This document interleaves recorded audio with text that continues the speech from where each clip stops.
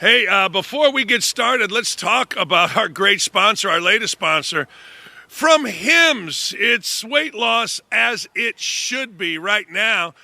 And weight loss drugs are everywhere. You see them everywhere, and they may seem pricey and out of reach until now. Hims is changing the game and offers weight loss drugs with the same active ingredient as Ozempic and Wegovy, except they're accessible. And guess what, ladies and gentlemen? They're affordable. And at hims.com/touchdown, you can get treatment prescribed 100% online. A medical provider on the platform can determine if a weight loss plan is right for you. And if prescribed, your personalized plan ships free directly to your door. Think about that. How easy can you make it? All of this for as little as $69 a month with a 10-month plan for oral medications, or $165 per month with a 12-month compounded GLP-1 plan paid up front. No hidden fees, no access fees, no membership fees. Get started at hims.com/touchdown. That's hims.com/touchdown. And do it today. And I personally can't thank Hims enough for being our sponsor because, ladies and gentlemen, we are out here in an absolutely amazing set. Every other thing I'm looking around looks like, I don't know, cheap crap games played around a table in somebody's basement, but not here. You see our beautiful set, and we big time thank Hims for that. Look, as we get started here with the show, let's go through a couple of things. You know, at some point you got to learn from your failures. At some point you got to learn from your successes. And I got to tell you, I think Roger Goodell has not learned from the failures. You know, going back a couple of years, it was kind of simple. The Republican male in particular said, hey, look, we ain't doing it. We ain't watching. We got kneeling going on. We got too much politicizing. Every commercial you saw in the NFL was what? Some type of political commercial telling us what to do, how to do it, and when to do it. And I don't like it. I didn't like it a bit. Neither did you. Neither did anybody. Hell, in Indianapolis, we made our bones, apparently, with Frank Reich kneeling. And look, the idea is simply this. You take a great sport, you take an easily bet on sport, and you screw it up. Is the WNBA starting to do that? You're damn right they are. But Roger Goodell, to me, is doing something, and he's doubling down on it. And I ain't sure it's right. Look, here's the deal. Goodell goes completely woke. Did he forget about the ratings decline during the Kaepernick era? According to his recent comments, apparently not, as he believes DEI policies made the NFL better. Now, I always ask why. Why did it make it better? Did it make it better, or did you finally acquiesce and they will continue? The NFL says the DEI policies will continue. A lot of people are saying you should get rid of the Rooney Rule. Predictably, Goodell's comments have the blogger boys on awful announcing, absolutely gushing. Let's hear from Roger Goodell. But to follow up on Jason's question about your DEI efforts, in light of Trump's White House and many companies in corporate America dismantling DEI, how has that made the NFL more steadfast? Have you had feedback from owners, corporate partners, other entities in terms of how the NFL addresses its DEI policies? Well, I think I've said it before, Jared, but listen, we got into diversity efforts because we felt it was the right thing for the National Football League. And we're going to continue those efforts because we've not only convinced ourselves, I think we've proven ourselves that it does make the NFL better. So we're not in this because it's a trend to get in it or a trend to get out of it. Our efforts are fundamental in trying to attract the best possible talent into the National Football League, both on and off the field, as I said previously. And we see that. We see how it's benefited the National Football League. And so I think we'll continue those efforts. I think it's also clearly a reflection of our fan base and our communities and our players. And I think all of it is something, people talk a lot about the Rooney Rule. I don't know if that's your follow-up question. If it is, I'll stop and let you ask it. No, keep going. But the Rooney Rule for us is not, there's no requirement to hire a particular individual. on basis of race or gender. It's simply on the basis of looking at a canvas of candidates that reflect our communities, and to look at the kind of talent that exists there, and then you make the best decision on who is hired. And so many of us, including the National Football League at our office, are doing that voluntarily at all levels because it has benefited us. And I hear that from companies on a global basis, is that that's a very strong hiring practice that we are adopting also. Yeah, look, I don't care either way. It doesn't matter to me one bit. But, let's go and be honest about it. When you look at reflecting our communities, 13% African-American, 6% African-American male. I mean, that's where you're at with that. See, personally, I think there is a bit of hypocrisy. He wants to hire the best person, but we got to make damn sure that we do it in the line of diversity. I'm all for all of it. In fact, I think probably what has happened with the Rooney Rule has been really good. I think that if you look at NFL sidelines, you see much more diversity than you ever did. I do think that what Stephen A. Smith said here is idiotic. And you're going to hear right now just utter, simple stupidity. Here it is. Because when you handle it the way that the Trump administration is handling it, we want the most qualified, we want the smartest, we want this, we want that. What you're really saying is, we want white dominance again. That's what you're really saying. You want white dominance. Because if you're pointing to DEI, and that's usually pointed towards quote-unquote unqualified minorities, because you're always using the word qualified, as if everybody that got a position through DEI is not qualified. We know what you're implying. We know what you're insinuating. And you got folks in the administration, and Pete Hegseth, oh my God, the nerve of him to just join into the fray and give his quote about making sure qualified people have these jobs. You're the defense secretary, whose only job prior to this was as a weekend host on Fox News. Now, the world has gotten even weirder. Let me see if I understand this. Some sports guy that yells and screams, who is a product of DEI, hey, he might have been qualified after he got fired. We're mad because now in the United States, we want qualified people. We want people, that's the word that this clown is screaming and yelling about, people being qualified. That's what we're mad about now? If Trump and Pete Hegseth and everybody else wanted white dominance, they would have said white dominance. But what an insulting rant by Stephen A. Smith right there. What a jackassery rant to say that African Americans can't be qualified. That's what he's saying. He's saying because, I'm going to make sure that I heard this right, because the Trump administration is demanding that people be qualified, that people have the credentials, that people are able, capable, and the best to do a particular job, that eliminates African Americans? That's what he's saying. When he is saying, why don't you just come out and say white dominance, he's saying, well, other than me, of course, Stephen A. Smith, everybody else falls under the guise of not being qualified. I don't get that at all. I don't get how that is anything other than insulting. I've listened to that 3 different times, and I'm thinking to myself, now one of my problems is, as you all know, I listen, I pay attention, I want to hear. I want to say, all right, what did he say, and then respond to what he said. I will tell you exactly what Stephen A. Smith said. The more you put limits, I guess, but that's not the right word, the more you put restrictions, I guess, but that's not the right word.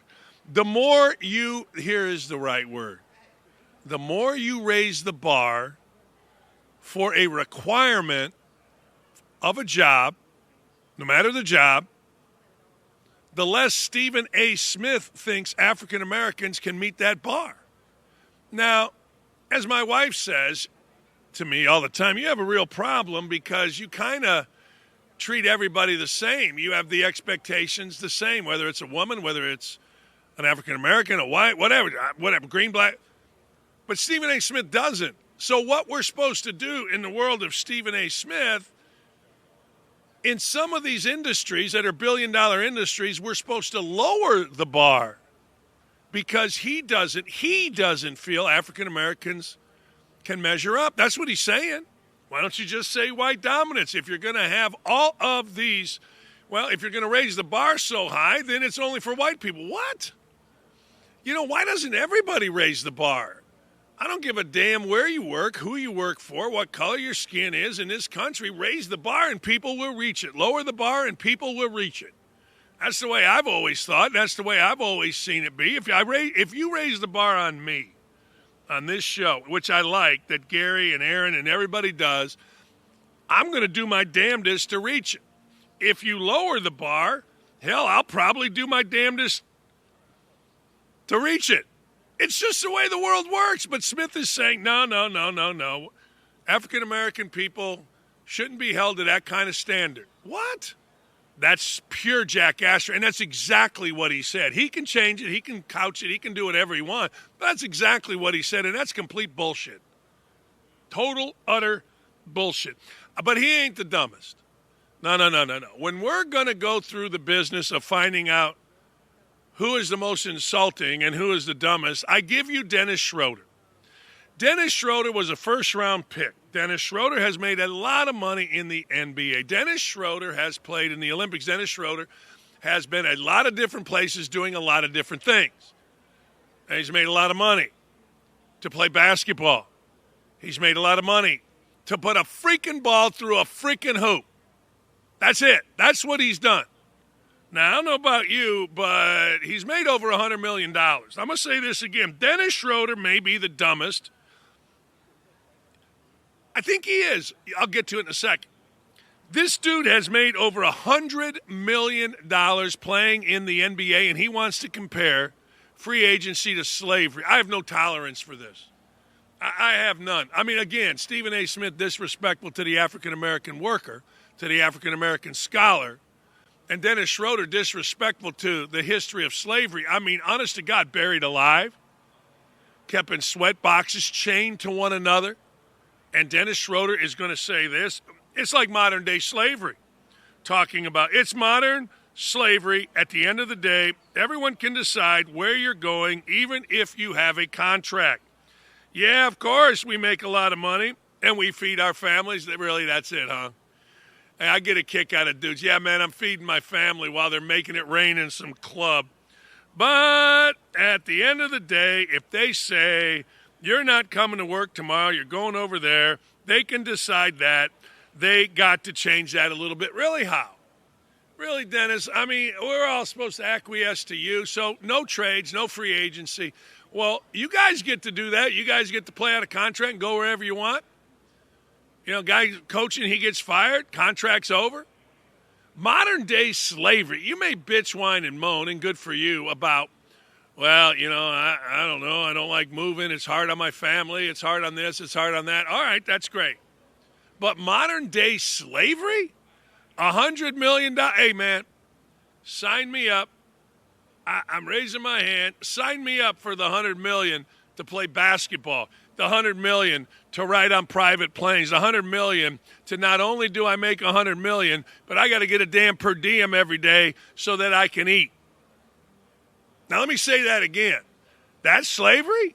That's modern-day slavery? I mean, the level of stupid is off the charts. The level of stupid and whining and victimhood knows no bounds. It really doesn't. I mean, if you sit there and you listen to that comment, it's like modern-day slavery. I'm going to tell you something, son. Do a little research. People chained to one another around the neck, marched through, raped. People beaten for no reason. People flogged for no reason. And you're doing what now? You're bitching, whining, and moaning because somebody goes from one city to another city making $100 million? The level of, you know, it's one of those deals where I've said this all the time. First off, dumb people should always shut up. That's what my dad told me one time, and he ain't wrong. And Dennis Schroeder, entitled people probably could be added to that.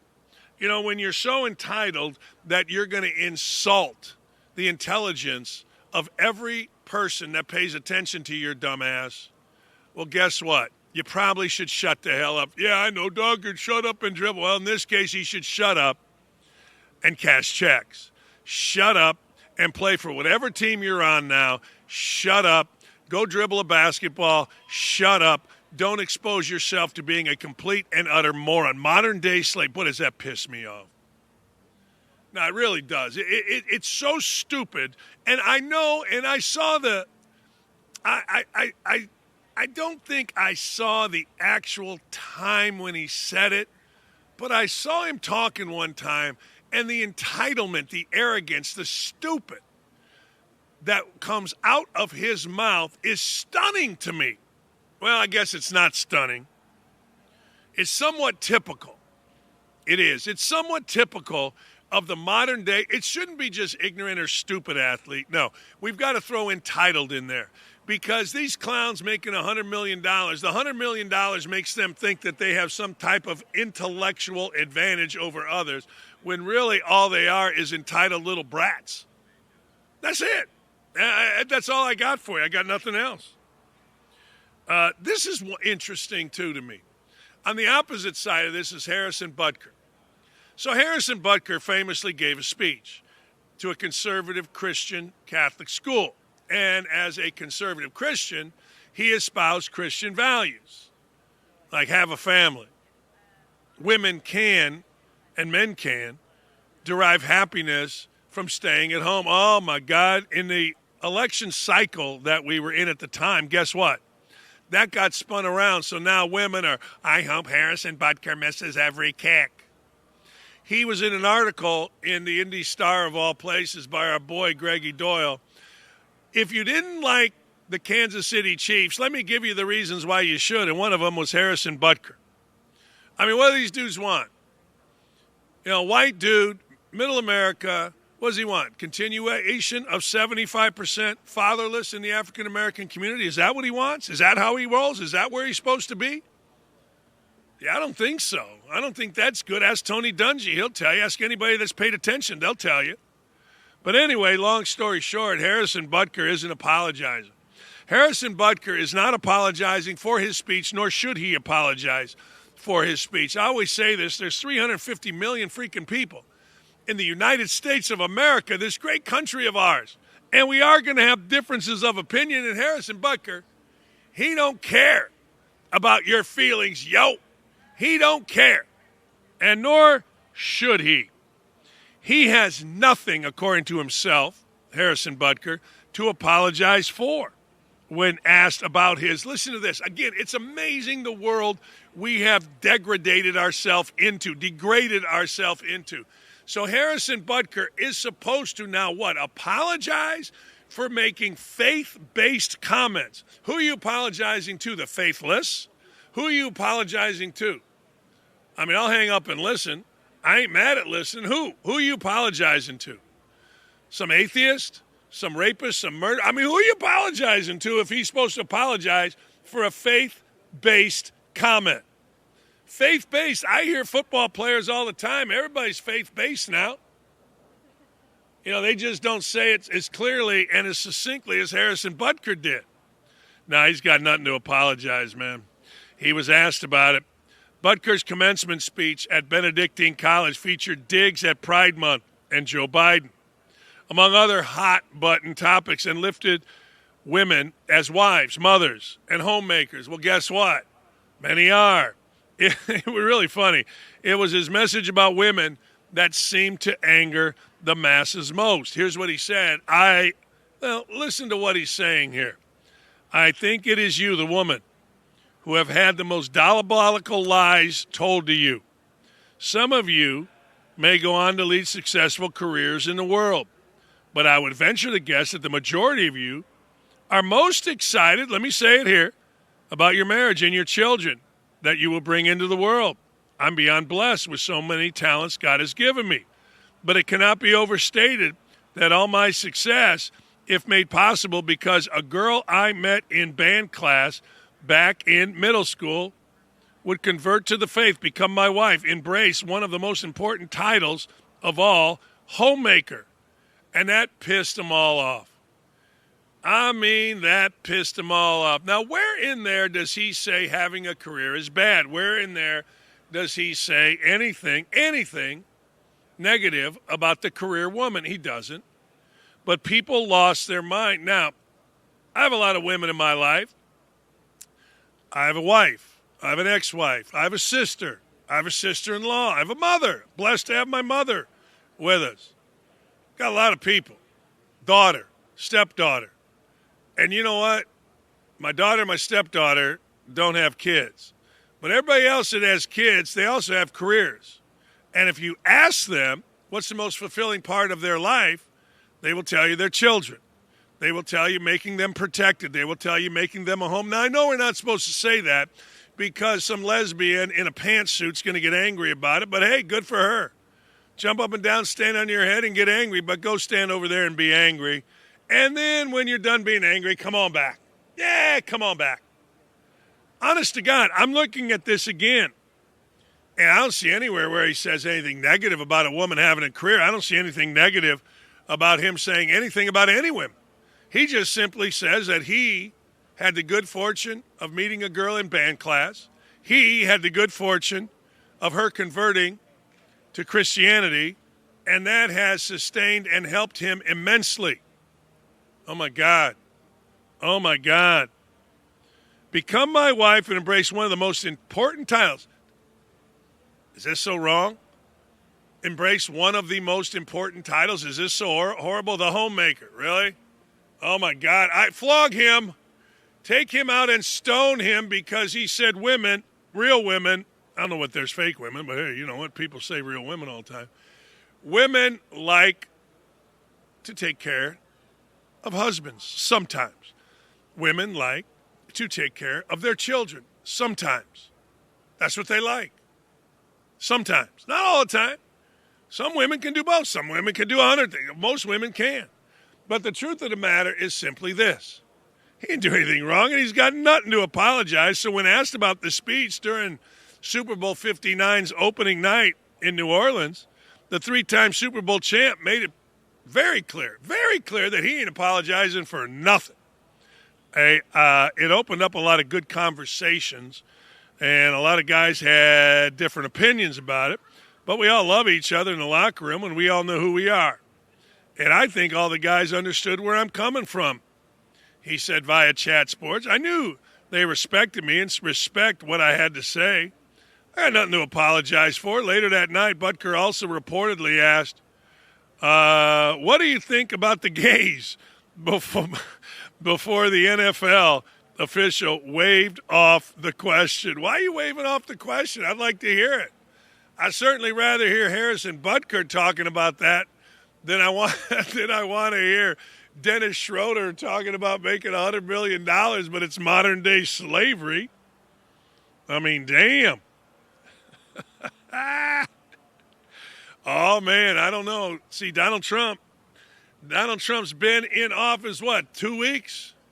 Hadn't even been there 100 days. Everybody talks about 100 days, and Donald Trump he's already ended racism. Can you believe it? He's already ended it. According to NFL sources, Sunday's game between the Chiefs and the Eagles will mark the first time since February 2021 that end racism is not included as a message in the back of a Super Bowl end zone. And instead, choose love, and it takes all of us. Oh, will be stenciled in the back of the end zones at Caesars Superdome, per the New York Times. Now, I got to tell you, good for Donald Trump, man. He came right in here, and he slapped it out. He ended racism. And I got to tell you, I don't know how we're going to be. I mean, how are we going to act if we don't have end racism? Oh, my God, if we don't have end racism in our end zone, I don't know what we're going to do. I have no idea what we're going to do or how we're going to do it. It's unbelievable. I mean, how are we going to know? How are we going to know how to act? How are we going to know what to do? How are we going to know how to do anything? It's like when I'm not doing a radio show in Indy, people are just driving around in their cars, running into things. What are we going to do? It takes all of us. To do what? To buy tickets? That's what the NFL is saying. Look, it takes all of us to buy tickets, so go tell your friends. It takes all of us Damn it. It takes choose love. Then I'm walking down the street, I'm looking around, and I'm like, huh? Do I have a burrito? No. Do I have a ham? No. You know what? I choose love. Or I got a pickaxe in my hand, and I'm like, well, do I go chop someone's head off? Do I go, I don't know, murder somebody? Yeah, I choose love. Okay. Hey, baby, love is love. So what you're telling me is go find a hooker. Love is love. What? What's wrong? Is love only when a dude screws a dude or a chick screws a chick? Or is love when a 80-year-old man is dating a 20-year-old? That's love is love, baby. I choose love. God dang it, I'm glad they put that on the field. Because I seriously had a choice to make. I did. I had a choice to make. I was going to go rob. I was going to go murder. But I choose love. Thank God for the NFL. Thank God, Roger Goodell. Well, Roger Goodell got her done. Spokesman Brian McCarthy, could you imagine being the spokesman for the NFL and the bullshit you have to say? He indicated that the decision was based on sensitivity to recent tragedies, including the terrorist attack in New Orleans, French Quarter in January, the deadly wildfires. And what does this have to do with anything in the Los Angeles area and the fatal air collision near Reagan Airport near D.C.? Tell me what this has to do with anything. We felt it was an appropriate statement for what the country has collectively endured given the recent tragedies and can serve as an inspiration, really. Hey, man, don't have a plane crash. Choose love instead. Oh, all right. And it takes all of us also appeared in the championship game end zones for last year's AFC championship game, or this year's championship game. The NFC championship game in Philly included end racism. Oh, my God, thank God. Whew. I choose love.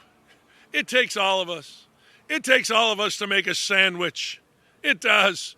Honest to God, I got to call my wife, my daughter. Hey, can you help us out here? It takes all of us. Oh, my God. What are we going to do? It takes all of us.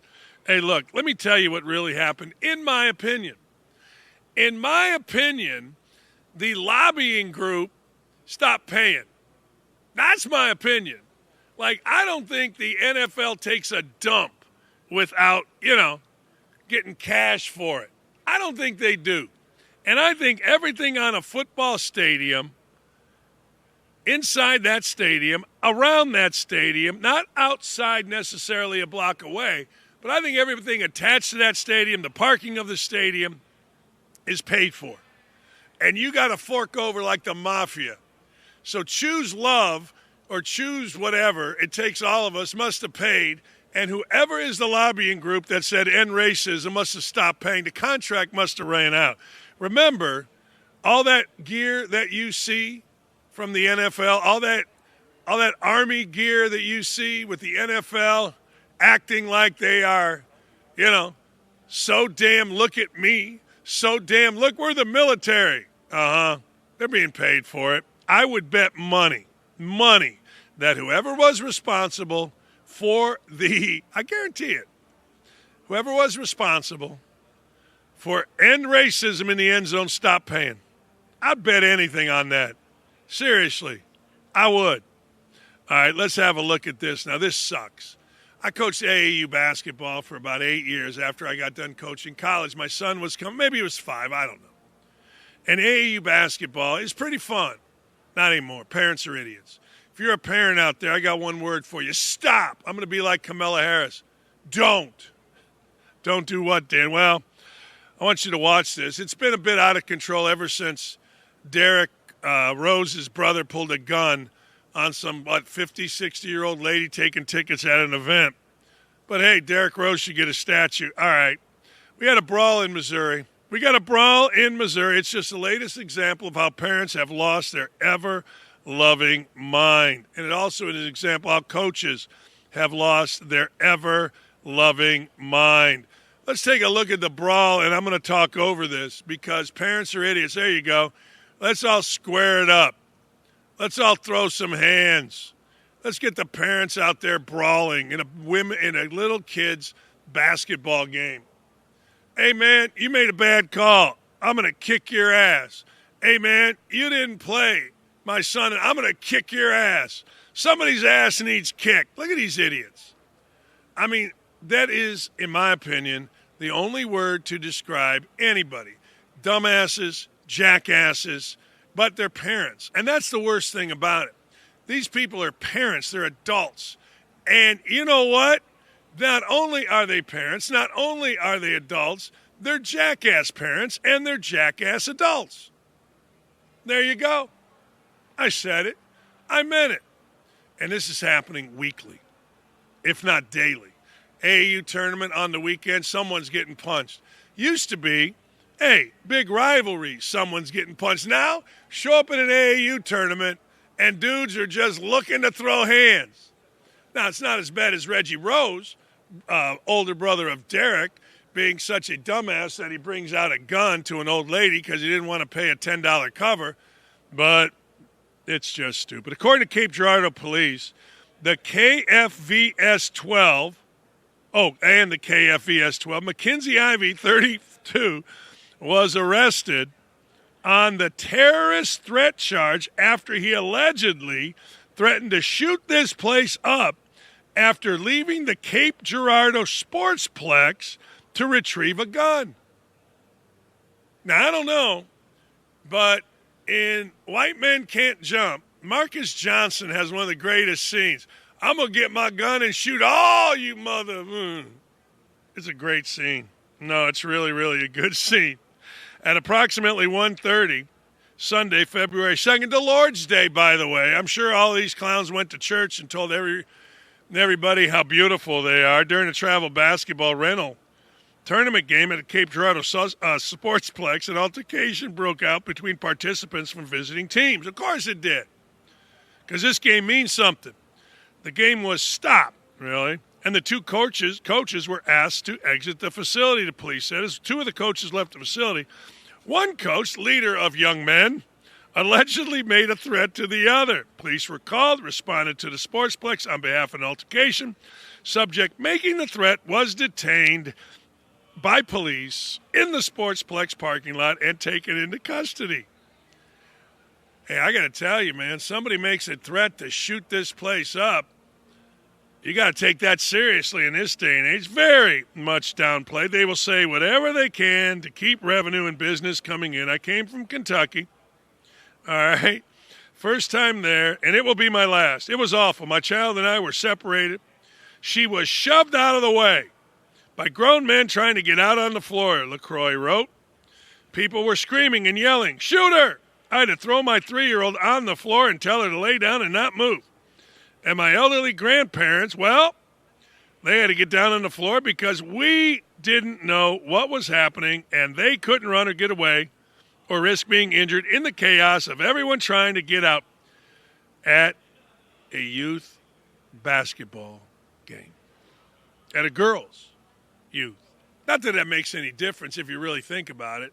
I mean, parents are idiots whether it's boys or girls. I'm glad I got out of the world of AAU before, because, man, it has gotten crazy. All right, this is big news. President Trump will be signing an executive order today. Congratulations to OutKick, and in particular Riley Gaines, which is also National Girls and Women in Sports Day. That will ban biological males from competing against biological women in sports, with our very own Riley Gaines being there, alongside the president, for this massive moment. Let's look at Clay's tweet. You know, I'm digging this, really. I'm digging the impact. I am.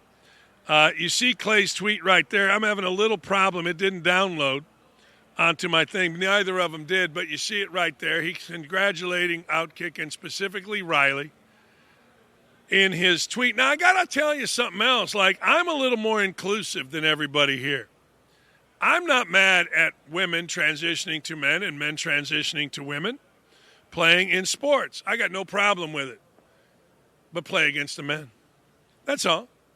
You know, our guy Danny Z said it really, really, really, really well. He said, hey, guess what? There is no men, there is no women's sport If a woman was good enough, and I'll say this again, if a woman was good enough to help me beat Toledo when I was at Bowling Green, her ass would be on my team immediately. But they aren't. That doesn't mean that they're not good players. They are. They're great players. They're fine. They're great. They're wonderful. Wonderful, wonderful, wonderful. But the facts of the matter are these.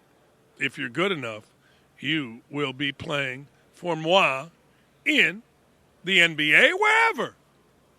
I mean, you think anybody in the NFL or the NBA cares whether you're a chick or a dude? They don't care. They don't care even a little bit. You're good enough to help them win, they're going to win. Hey, last thing before we go. Hey, we're going to come back, and we got a great show with you, but God dang it. My Indiana Hoosiers suck. It's about all I got. The Indiana Hoosiers suck. Purdue's going to win the Big Ten. Michigan State got beat again last night, so Purdue went on the road and beat Iowa. But I am going to say this. Every night, college basketball delivers once again. So if you are one of those that says, hey, whoa, I can't watch college basketball until football's over. Oh, shut up. Then you're not a degenerate gambler. And also, I'm making an official announcement right now. This is an official announcement. I'm officially taking the Eagles. I'm going to take the 1.5, and I'm going to take the money line. You know, there is the 83% rule in gambling. If the underdog, only in the NFL, covers 83% of the time, they win. And as the big boss Gary said, if you're going to take a 1.5, then basically what you're saying is they're going to win. That's what I'm doing. I hate to do it. The other big boss, Aaron, is like, what are you doing? You said don't bet against Mahomes, and that's true. But he hasn't reached it yet. If he's getting points, I bet with him automatically.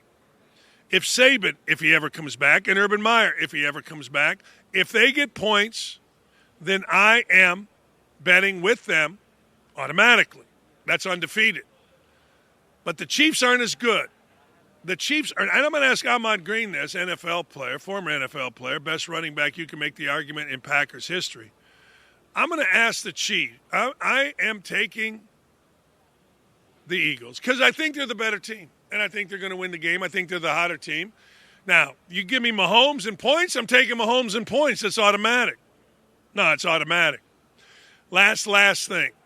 They got Krispy Kremes upstairs. Oh, hey, we are right here, right now.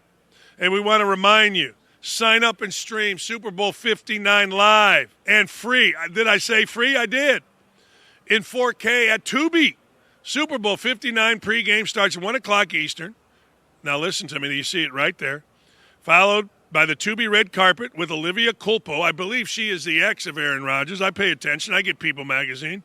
That's at 3:30 Eastern time. And, of course, the big game is on at 6 Eastern time. Sign up and stream Super Bowl 59 live and free in 4K on TUBI.